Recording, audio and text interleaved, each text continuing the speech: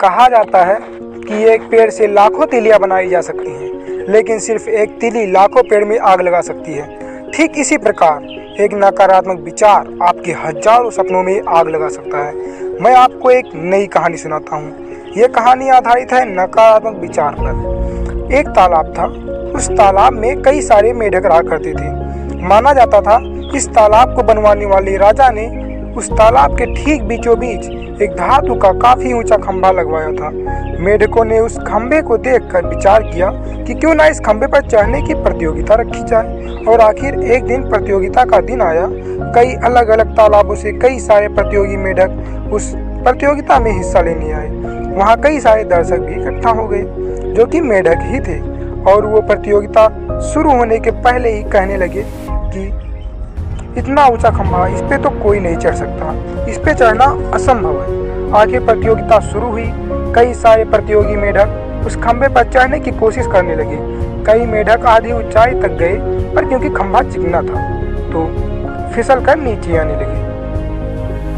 और वही होने लगा जो वहां उपस्थित दर्शकों ने कही थी, इस खंभे पर कोई नहीं चढ़ सकता। यह सुनकर जो प्रतियोगी मेढक थे उनका भी मनोबल टूटने लगा और कोई भी मेढक उस खंभे पर नहीं चढ़ पाया।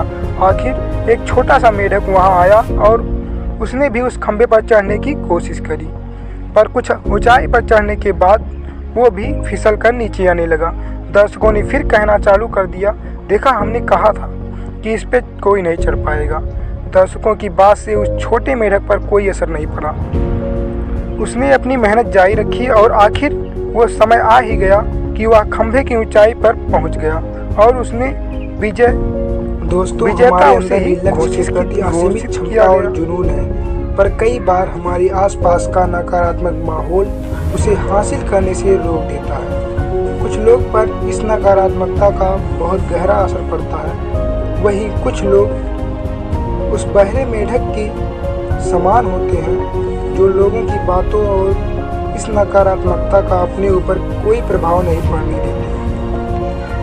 एक रिपोर्ट के अनुसार इंसान के दिमाग में एक दिन में लगभग 25,000 से ज़्यादा विचार आते हैं, और आपको जानकर आश्चर्य होगा कि इन विचारों में 80% विचार नकारात्मक होते हैं, जिससे आप अंदाज़ा लगा सकते हैं कि हम कितना नकारात्मक सोचते हैं।